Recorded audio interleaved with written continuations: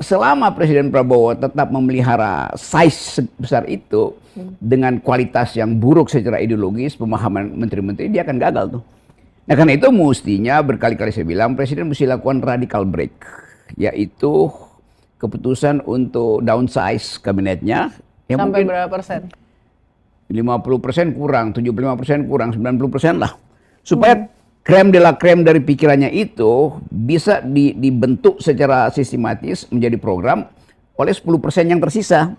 Kalau enggak itu akan nambah lagi itu. Kalau enggak bisa kabinetnya dibikin badan baru tuh hanya untuk mengakomodasi kepentingan politik. Padahal presiden itu di dalam sistem pemerintahan kita, dia bahkan boleh mengabaikan kabinetnya kan, yang hasil transaksi itu. Karena sistemnya presidensial, tetapi selalu ada ketakutan nanti di-impeach di parlemen.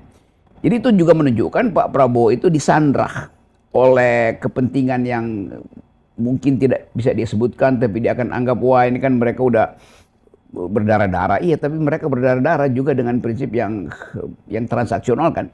Lain kalau kabinet itu betul-betul dibentuk berdasarkan prinsip yang secara ideologis dipegang oleh presiden tuh. Kan nggak mungkin kita dari 109 itu tuh semuanya paham tentang sosialisme tuh.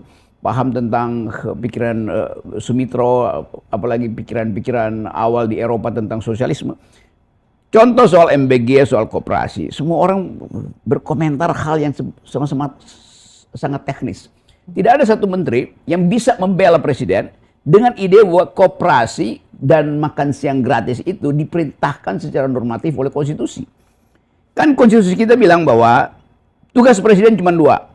Cerdaskan kehidupan bangsa, pelihara fakir miskin. Kan cuma itu. MBG mesti embedded di dalam dua prinsip itu. Koperasi juga begitu. Tapi nggak ada yang bela. Jadi akibatnya presiden bingung sendiri kan. Ini kan udah bagus. Tapi kasus MBG menunjukkan, sebenarnya tadi Bang Rocky belum jawab pertanyaanku. Soal kenapa kok dia itu sepertinya harus takluk dan harus mengakomodir 109 itu, ya. Itu satu. Dan yang kedua, bukankah salah satu kriteria leaders itu adalah memilih orang pembantu atau tim ya. Kalau menteri disebutnya pembantu, tapi kalau dalam organisasi tim yang tepat di posisi yang tepat. Dalam konteks MBG saja jelas dia total salah memilih kepala dan wakil kepala karena yang terjadi kemudian skandal korupsi yang cukup memalukan banget gitu. Saya baca bukan dari segi transaksi politiknya, tapi